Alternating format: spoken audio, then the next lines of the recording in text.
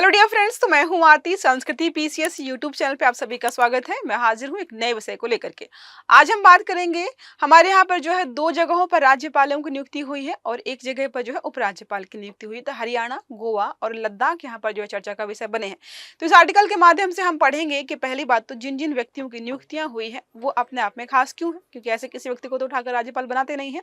दूसरा हमारा यहाँ पर महत्वपूर्ण चीज ये हो जाएगी कि राज्यपालों की नियुक्तियां होती कैसे हैं, क्या क्या संवैधानिक प्रावधान है, क्या कार्य जो है क्या शक्तियां होती हैं, कार्यकाल क्या होता है, कैसे अपना पदत्याग कर सकते हैं, कैसे नियुक्ति होती है, जितनी भी इंपॉर्टेंट चीजें हैं वो सारा हम यहाँ पे पढ़ेंगे।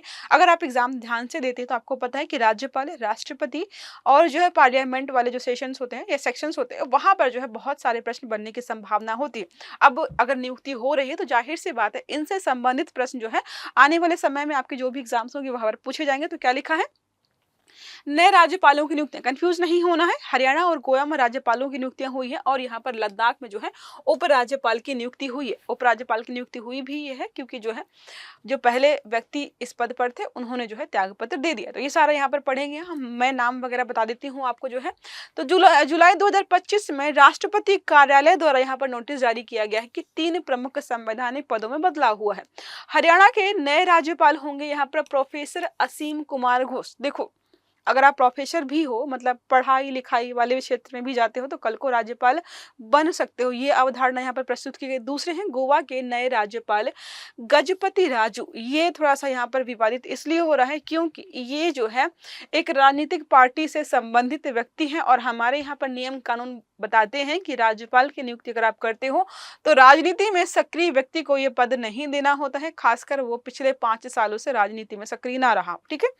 तीसरा पद है लद्दाख के नए उपराज्यपाल कविंद्र गुप्ता। ये पद बहुत महत्वपूर्ण है, वहां के ही व्यक्ति को नियुक्त किया गया है क्योंकि लद्दाख हो गया, जम्मू कश्मीर है, बहुत सेंसिटिव मामला हो जाता है। तो जिस व्यक्ति को वहां की जानकारी है जाहिर सी बात है उसी को नियुक्त करना चाहिए। ठीक है। ये सारा यहाँ पर नियुक्तियां तत्काल प्रभाव से लागू कर दी गई हैं। ब्रिगेडियर बीडी मिश्रा का जो है इस्तीफा स्वीकार कर लिया गया है, जो अब तक लद्दाख के उपराज्यपाल थे। देखो, बाकी तो जो है अपना पद खाली कर रहे हैं क्योंकि उनका कार्यकाल पूरा हो गया था। दूसरा व्यक्ति है जिसने इस्तीफा दिया है, उसके बाद यहाँ पर नियुक्ति हो रही। अब बात करते हैं हरियाणा में बदलाव की। तो नवनियुक्त राज्यपाल का नाम हमने देख लिया, प्रोफेसर असीम कुमार घोष है। पहले जो है राज्यपाल थे बंडारू दत्तात्रेय। ठीक है, कार्यकाल इनका यहाँ पर खत्म हो गया। प्रोफेसर घोष एक प्रख्यात जो है शिक्षाविद है, उसके साथ जो है अकादमिक मतलब जो है शिक्षा से संबंधित व्यक्ति को यहाँ पर जो है नियुक्त किया गया है। तो ये मैसेज देता है कि गैर राजनीतिक पृष्ठभूमि से भी जो है व्यक्ति जो राज्यपाल बनते आए हैं, जो हमने परंपरा बना के रखी है वो उसको हम यहाँ पे मेंटेन कर रहे हैं।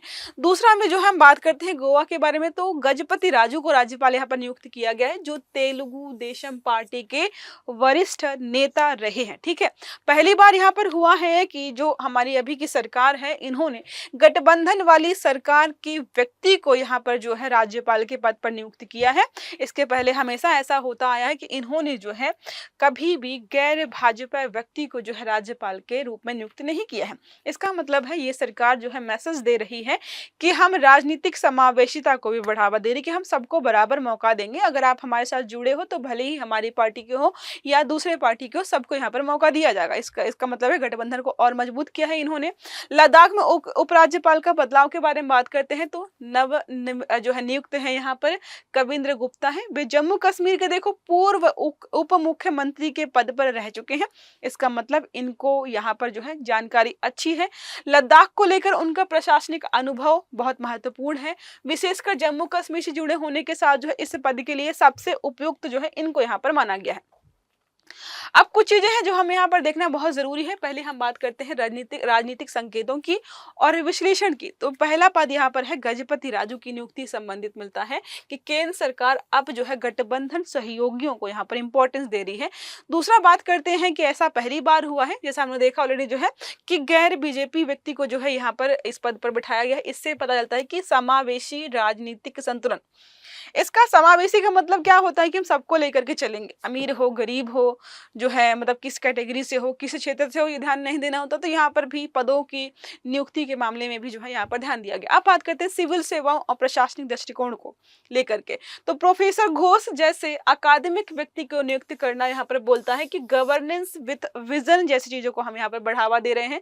लद्दाख की राजनीतिक महत्ता को हमने देख लिया, ऐसे व्यक्ति का चयन किया गया है जो कि लद्दाख के बारे में और जम्मू कश्मीर के बारे में बेहतर जानकारी के साथ काम करे। हमें पता है पहले लद्दाख जो है जम्मू कश्मीर का ही पार्ट था, या जम्मू कश्मीर भी लद्दाख का ही पार्ट था, एक साथ है। तो जो है कल्चर वगैरह सारी चीजें वहां पर जो है इंपॉर्टेंट हो जाती है। इसके साथ जो है लद्दाख बहुत इंपॉर्टेंट लोकेशन है, चीन के साथ बहुत सारे विवाद वगैरह चलते रहते हैं, सेंसिटिव इलाका। तो हमें ऐसे व्यक्ति को वहां पर जो है अपॉइंट करने की जरूरत है जो कि वहां की सारी जानकारी अच्छे से रखता हो। ठीक है, अब बात करते हैं राज्यपाल की भूमिका के बारे में, जो कि प्रश्न आपके यहाँ से बनेंगे। हो सकता है कि पूछ ले कल को प्रश्न की कौन कौन कहाँ कहाँ पर नियुक्त हुआ है मिलान के लिए। अगर ये प्रश्न नहीं पूछता है तो आपसे प्रश्न पूछेगा यहाँ पर, राज्यपाल भारत का एक राज्य का संवैधानिक प्रमुख होता है, क्योंकि इसका जो है चुनाव के माध्यम से नियुक्ति नहीं होती है। ठीक है, हमारे संविधान में बोला गया है कि हर एक राज्य का या जो है एक से अधिक राज्य का एक राज्यपाल होना ही चाहिए। तो संवैधानिक पद है। ठीक है, केंद्र सरकार का जो है प्रतिनिधित्व करता है। ठीक है,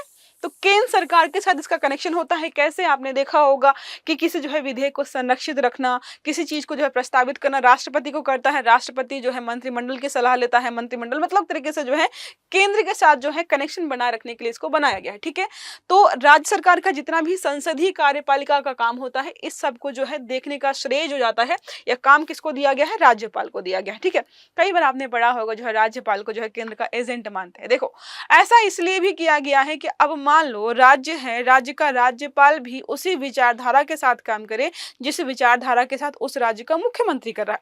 अब उन दोनों की विचारधारा हो जाएगी मैच, वो हो जाएंगे अलग, बोलेंगे कि हमारे जो है राज्य को एक अलग देश बना दो। इसीलिए अगर मुख्यमंत्री इधर जाए तो वहां का राज्यपाल ऐसा हो कि जो कि इस दिशा में जाए, तो केंद्र के साथ जो है सहयोग बना के रखे और कल को इस प्रकार की उल जुलूल मांगे ना उठे। इस जो है इसलिए जो है ये पद यहाँ पर बनाया गया था। संवैधानिक प्रावधानों की तो आर्टिकल 153 बोलता है कि प्रत्येक राज्य का एक राज्यपाल या एक से अधिक राज्यों का एक राज्यपाल होना ही चाहिए। तो आपको एक चीज यहाँ पर बतानी है, कमेंट बॉक्स में कितने राज्य ऐसे हैं जिनके लिए एक से मतलब कितने राज्य ऐसे हैं, 3 राज्य ऐसे जिनके लिए एक ही राज्यपाल है, ये आपको कमेंट में बताने के फला फला राज्य का एक ही राज्यपाल यहाँ पर है। आर्टिकल 155 के बारे में बात करते हैं तो राज्यपाल की नियुक्ति राष्ट्रपति द्वारा होती है, राष्ट्रपति के प्रसाद पर्यंत काम करता है। ये सारा हमने ऑलरेडी पढ़ा हुआ है। 156 यही बोलता है राष्ट्रपति तब तक पद पर रहता है जब तक जो है राष्ट्रपति की इच्छा हो, मतलब राष्ट्रपति के प्रसाद पर्यंत काम करता है। 157 बोलता है राज्यपाल बनने की पात्रता है कि भारतीय नागरिक हो या फिर जो है भारतीय नागरिक हो ही। ठीक है, और जो है कम से कम 35 वर्ष की आयु पूरी कर चुका हो। आर्टिकल 163 बोलता है कि राज्यपाल मंत्री परिषद की सलाह से जो है काम करता है। जैसे ही हम बात करते हैं कि राष्ट्रपति काम करता है मंत्री परिषद की सलाह से, मंत्रिमंडल की सलाह से, वैसे ही यहाँ पर काम करता है।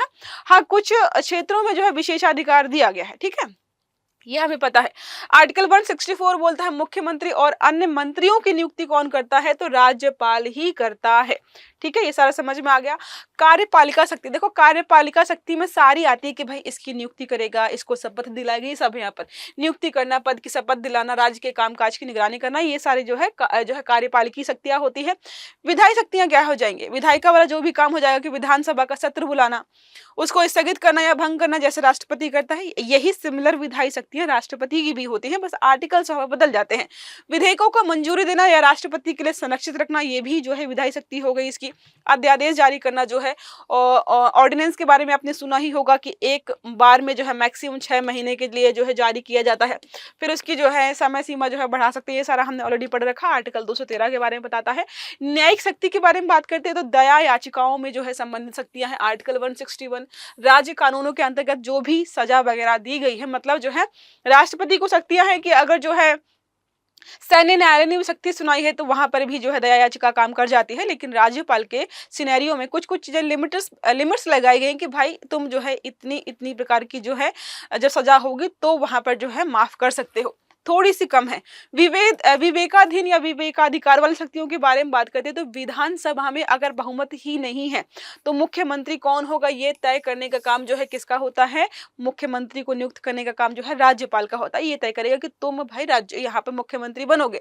राष्ट्रपति की शासन की सिफारिश भी राज्यपाल करता है कि यहाँ पर जो है शासन ठीक से चल नहीं रहा है, जरा जो है आप बागडोर संभाल लीजिए। आर्टिकल 356 विधेयकों को राष्ट्रपति के पास भेजना या अपने पास संरक्षित करना, राष्ट्रपति के पास भेजने के लिए ये सारे अधिकार जो है राज्यपाल को ही दिए गए हैं।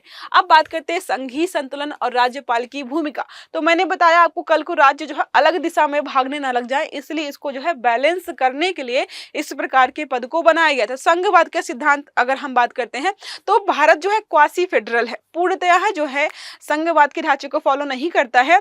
यहाँ पर जो है केंद्र सरकार की शक्तियां राज्य सरकार की शक्तियों की तुलना में ज्यादा होती हैं। इसी को हम बोल सकते हैं अर्ध संघीय ढांचा। राज्यपाल का पद केंद्र और राज्य के बीच सेतु की भूमिका निभाता है, कभी भी कोई समस्या हो जाती है तो। परंतु व्यवहार में कई बार ऐसा देखने को मिलता है कि ये जो पद है वो केंद्र सरकार के द्वारा ही जो है अपॉइंट किया था, राष्ट्रपति कर रहा है। राष्ट्रपति अपनी मर्जी से करता नहीं, राष्ट्रपति जो है मंत्रिमंडल या मंत्रिपरिषद के सलाह पर काम करते हैं। अब वो वहां पर सलाह मशवरा करेंगे तो प्रधानमंत्री भी जी वहां पर होंगे, मतलब केंद्र सरकार का वहां पर इंटरफेरेंस होता है, उन्हीं के मन से जो है राज्यपाल की नियुक्ति होती है। तो कई बार बोलते हैं कि राज्यपाल जो है ऐसा लगता है कि केंद्र सरकार के इशारों पर ही काम करता है, लेकिन फिर भी हम यह मान के चलेंगे कि भाई ये लोग क्या कर रहे हैं, संघीय ढांचे को बैलेंस करने का प्रयास कर रहे हैं। अब बात करते हैं, देखो जो राज्यपालों की नियुक्तियां हैं, हमने देखा अभी जो है एक बताया था स्टेटमेंट मैंने आपको कि राज्यपाल जो है ऐसा कोई व्यक्ति नहीं बनेगा जो राजनीतिक पद पर रहा हो। अगर राजनीतिक पद पर रहा है तो लगभग जो है 5 सालों से अगर वो एक्टिव नहीं है तब आप उसको जो उस पद पर रखिए। इस प्रकार की जो भी राज्यपालों की नियुक्तियों से संबंधित जो भी प्रावधान है या कह सकते हैं कि यहाँ पर कुछ एडवाइसेस वगैरह है, पुंछी आयोग ने यहाँ पर जो है जारी की थी 2007 में। तो पूर्व मुख्य न्यायाधीश MM पुंछी की अध्यक्षता में गठित यह आयोग जो है केंद्र राज्य संबंधों की पुनर्समीक्षा हेतु गठित की गई है। कई बार पूछ लेता है कि जो पुंछी आयोग है किसके बारे में जो है तरीके से यहाँ पर सिफारिश करता है, तो केंद्र राज्य संबंधों के बारे में। राज्यपालों पर प्रमुख सिफारिशें क्या दी थी इन्होंने जो है कि पहली बात तो नियुक्ति की जो प्रक्रिया है उसको पारदर्शी बना दो। राज्यपाल द्वारा नियुक्त में जो मतलब प्रधानमंत्री के साथ साथ जो है मुख्यमंत्री, मतलब जो है इन्होंने बोला था कि जब राज्यपाल की नियुक्ति होती है तो राष्ट्रपति होता है, प्रधानमंत्री होता है, उस राज्य के मुख्यमंत्री को भी आप रखिए जहां पर इनकी नियुक्ति हो रही है, ताकि थोड़ा तो ऐसा लगे कि भाई राज्य सरकारों का भी पार्टिसिपेशन यहाँ पर है।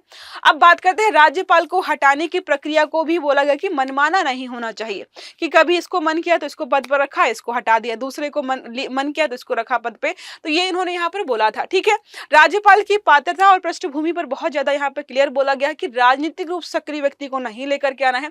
कम से कम 5 वर्ष से जो है अगर निष्क्रिय रहा है, राजनीतिक पद ना संभाला हो, हाँ तब आप उस व्यक्ति को वहां पर लेकर आ सकते हो। अब विवेकाधिकार सीमित किया जाए, तो राज्यपाल को जो विवेकाधिकार या विवेकाधीन शक्तियां दी गई, इन्होंने बोला कि थोड़ा सा कम कर दो। अगर उसको भी जो है विवेकाधिकार दे दोगे या विवेकाधीन शक्तियां दे दोगे तो मुख्यमंत्री वहां पर क्या करेगा, थोड़ी समस्या हो जाएगी ना। पता चला कि जो है राज्यपाल ही पूरी सरकार चला रहा है, मुख्यमंत्री बेचारा बैठा हुआ है। तो यहाँ पर थोड़ा यहाँ पर बोला गया था। ठीक है, दूसरे राज्य से राज्यपाल हमने पढ़ा है ऑलरेडी, मैक्सिमम ये होता है कि यहाँ का राज्यपाल उस राज्य से नहीं होगा। ठीक है, ये यहाँ पर है। तो बोला गया है किसी राज्य में नियुक्त राज्यपाल उस राज्य से भिन्न सांस्कृतिक सामाजिक पृष्ठभूमि से हो ताकि निष्पक्षता बनी रहे। अब उसी राज्य का राज्यपाल नियुक्त करोगे तो वो तो मतलब जो है क्या करेगा, उसी राज्य के कल्चर को फॉलो करता है, उसी चीजों को फॉलो करता है, तो वो अपने राज्य के विरुद्ध या अपने राज्य के कल्चर से जो भी चीजें उनके विरुद्ध जाकर के काम ही नहीं करेगा। तो फिर आप संघवाद का ढांचा मेंटेन कैसे करोगे, केंद्र सरकार को कैसे हमें बैलेंस करने का जो है प्रयास करना पड़ेगा। ये सारी चीजें यहाँ पर बहुत ध्यान से बताई गई हैं। अब बात करते हैं विवाद और आलोचना। तो राज्यपाल की नियुक्ति को लेकर जो है विवाद होता है कि अक्सर सत्तारूढ़ दल के ही लोग हमेशा राज्यपाल के पद पर होते हैं, जैसा कि हमने देखा भी है कई बार। हटाने की प्रक्रिया थोड़ी पारदर्शी नहीं है, मानदंड निश्चित नहीं है कि किस आधार पर आप किसी राज्यपाल को हटा दोगे। राष्ट्रपति की इच्छा पर जो है निर्भर करता है। राष्ट्रपति मतलब केंद्र सरकार मतलब जो है राज्य सरकार की चल नहीं रही है वहां पर। यह है विवेकाधिकार का दुरुपयोग कई बार देखने को मिलता है। राष्ट्रपति शासन की अनुशंसा कर दी जबरदस्ती, बहुमत ना जो है मानना जैसे मुद्दों पर विवाद हो जाता है यहाँ पर। केंद्र का एजेंट, राज्य सरकारों द्वारा स्वतंत्र कार्य में बाधा डालने के आरोप भी कई बार यहाँ पर लगाए गए हैं। इस मतलब केंद्र का एजेंट जैसी संज्ञा जो है राज्यपाल के लिए इस्तेमाल की गई है। और बहुमत वाला है कि राज्यपाल कह दे कि मैं नहीं मानना कोई बहुमत है, मैं तय करूंगा मुख्यमंत्री कौन होगा, तो विवाद यहाँ पर हो जाते हैं। ठीक है, अब प्रश्न हमारा है, निम्नलिखित कथनों पर विचार कीजिए। पहला स्टेटमेंट है, भारतीय संविधान में राज्यपाल के लिए न्यूनतम आयु 30 वर्ष निर्धारित की गई है। दूसरा यहाँ पर है, राज्यपाल की नियुक्ति राष्ट्रपति द्वारा की जाती है, किंतु संविधान में इसकी प्रक्रिया निर्दिष्ट नहीं है। राज्यपाल अपने पद से इस्तीफा राष्ट्रपति को संबोधित करते हुए दे सकता है। अब आपको सही आंसर जो है कमेंट बॉक्स में मार्क करना है। आई होप ये आर्टिकल आपको समझ में आया होगा। अगर वीडियो अच्छा लगा तो लाइक करना है, चैनल को सब्सक्राइब करना है, बेल आइकन दबाना है, ताकि इस प्रकार के जितने भी आर्टिकल्स है वो सारे आपको समय पर मिलते रहे। अच्छे से पढ़िएगा। Have a good day. Thank you.